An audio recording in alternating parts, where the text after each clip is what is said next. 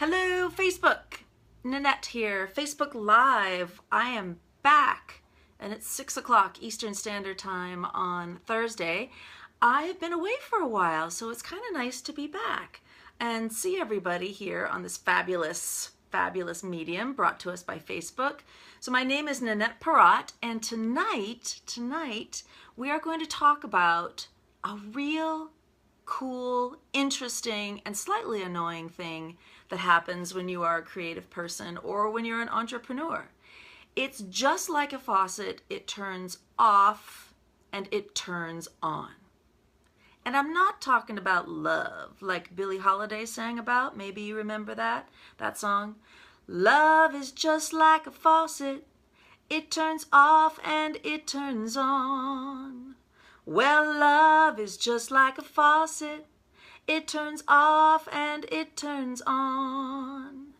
But when you think it's on, baby, it has turned off and gone.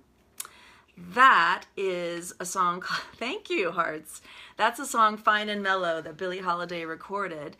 And we're talking about art tonight, how you have these incredible moments of extreme creativity, right, where the faucet is on, and then you have these moments of faucet off, creativity, bye-bye, downtime, right?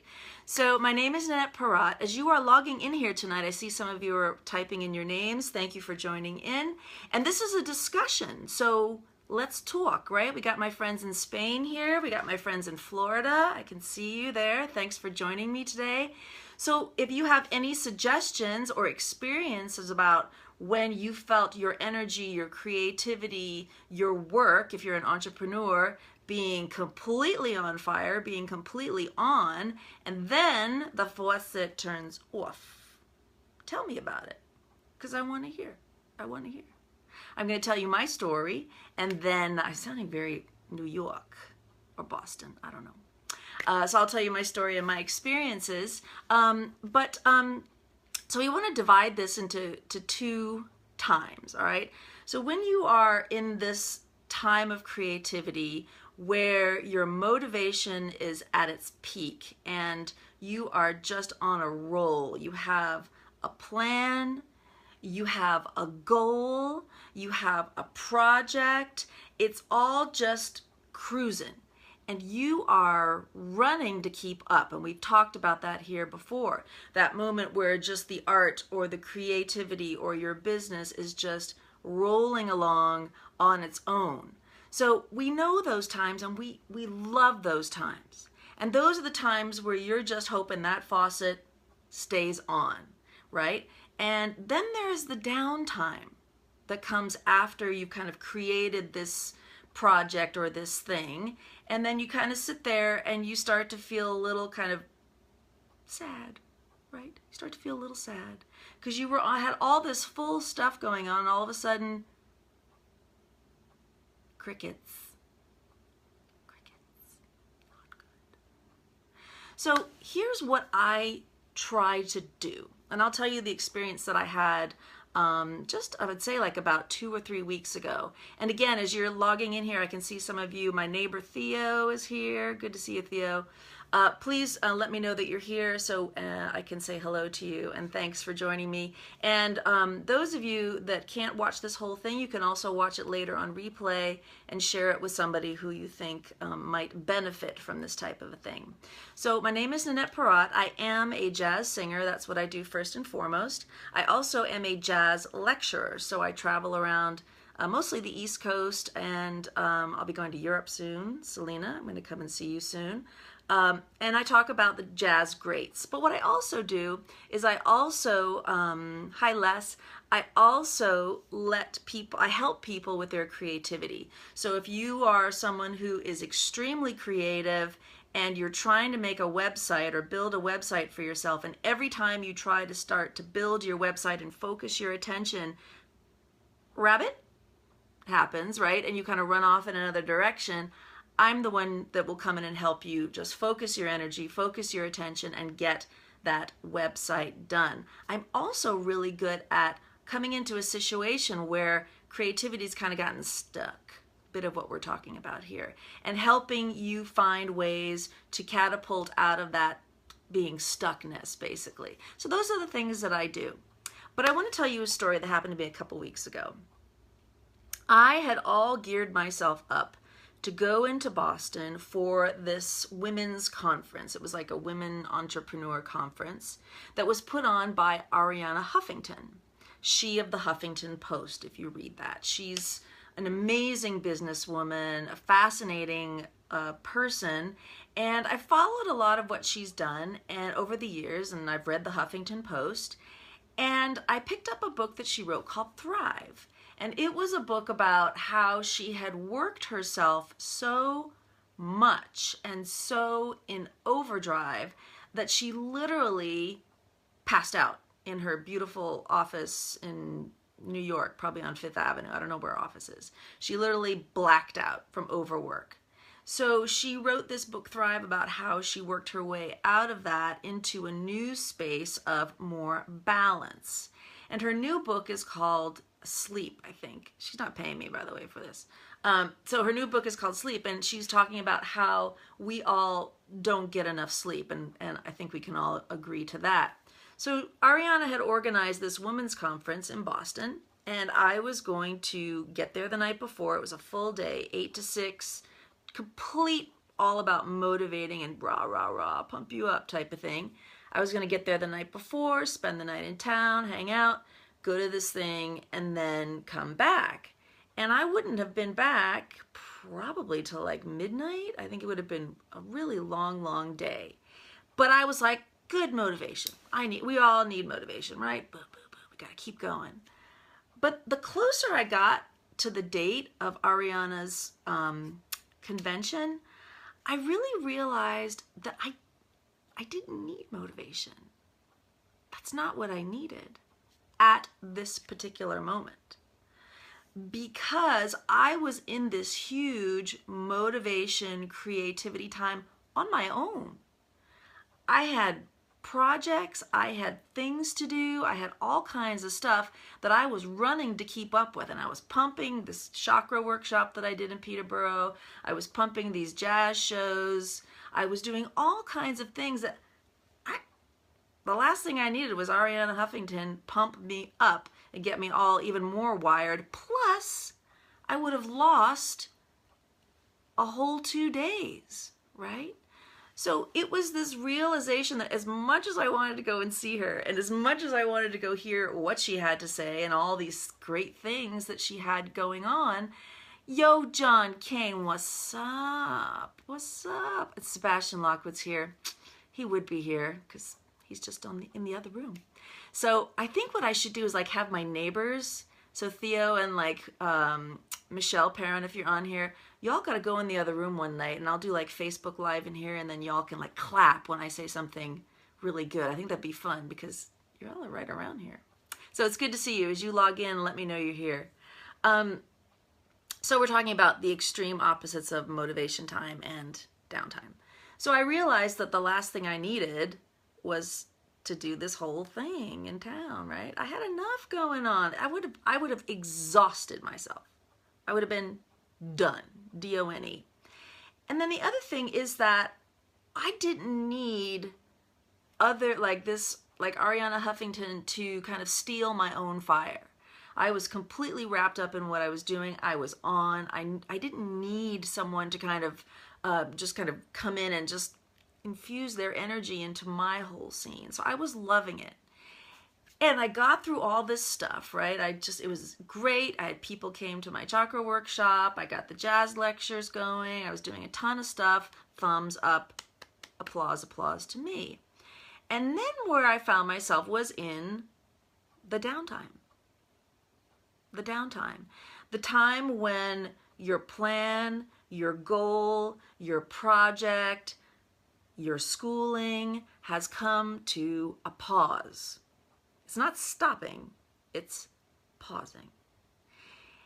And that's always going to happen after you have this huge kind of marathon thing where you're building things up.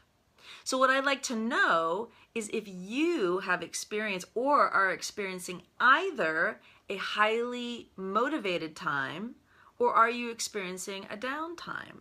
So if you're a teacher, for example, like I know there's a few on here I can see, you've been grading papers, you've been going through finals. Where are you at? So John says, energy hoarders, big problem. Yes, they are a big problem, the energy hoarders. Yeah. And that comes in many forms, right? It comes in the form of, it could be something that's really good for you. Like, I'm sure Ariana Huffington would have been super for me. I would have been like, great. But I didn't need that big of an energy coming into my pretty darn big energy. It would have just been like this kind of a thing. I really feel like it would have sucked everything away from my power.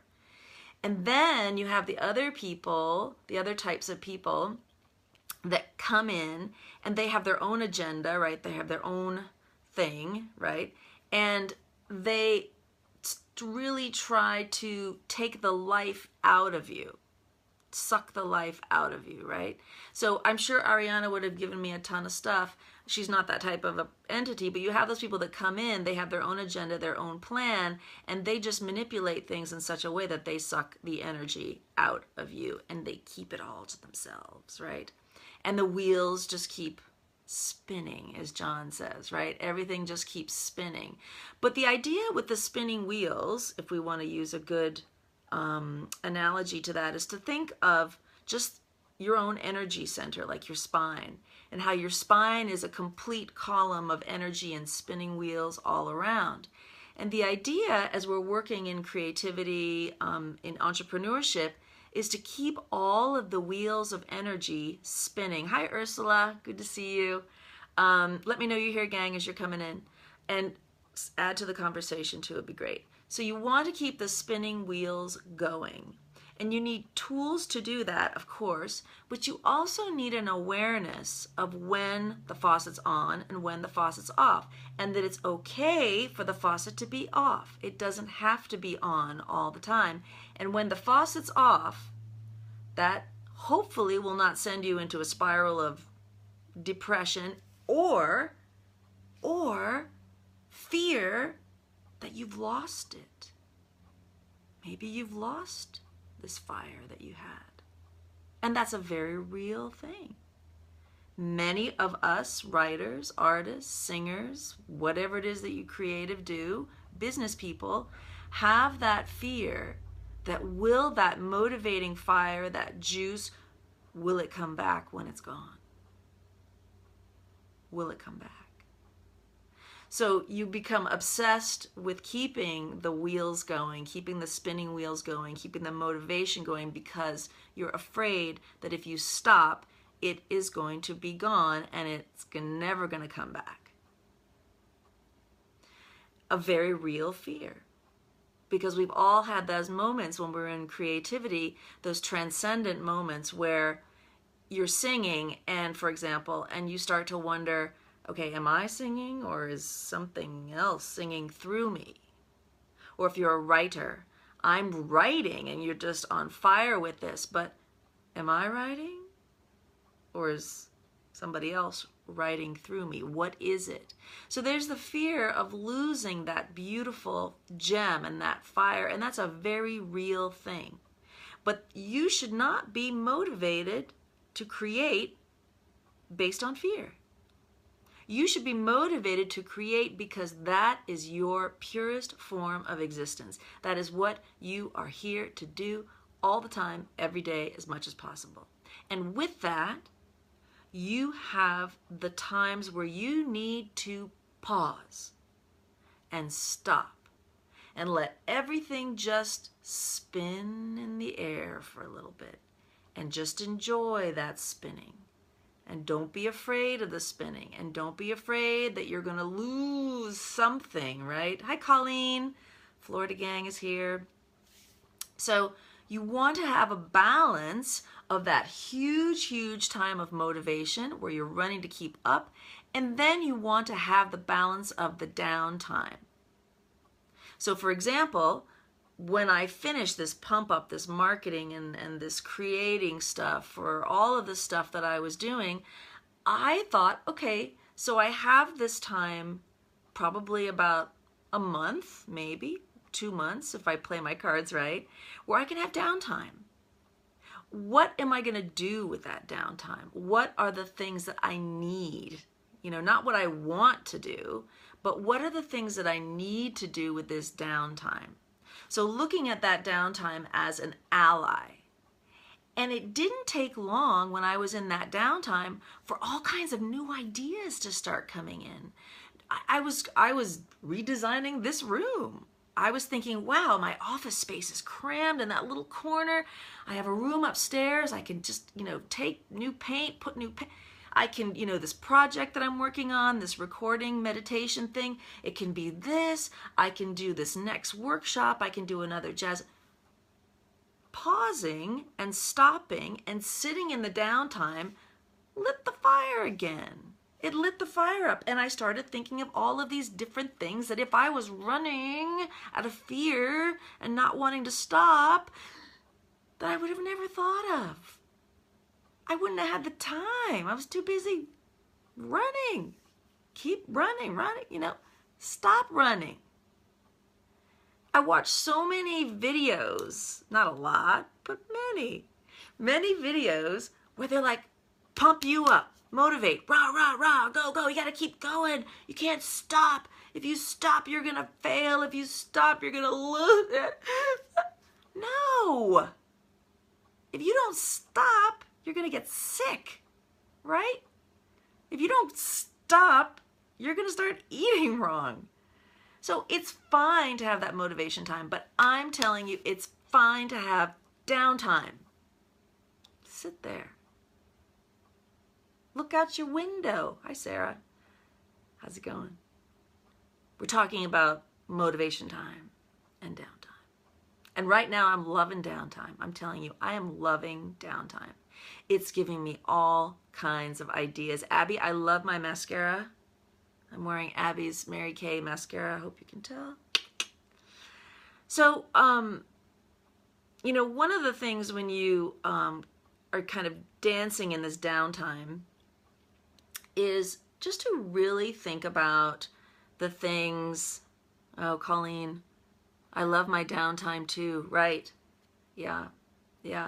Well, what I'm interested in is, thanks for the thumbs up, gang. Sebastian plays guitar. Thank you very much. Colleen, what do you do for when you do your downtime? And Abby, tell me what you do for your downtime.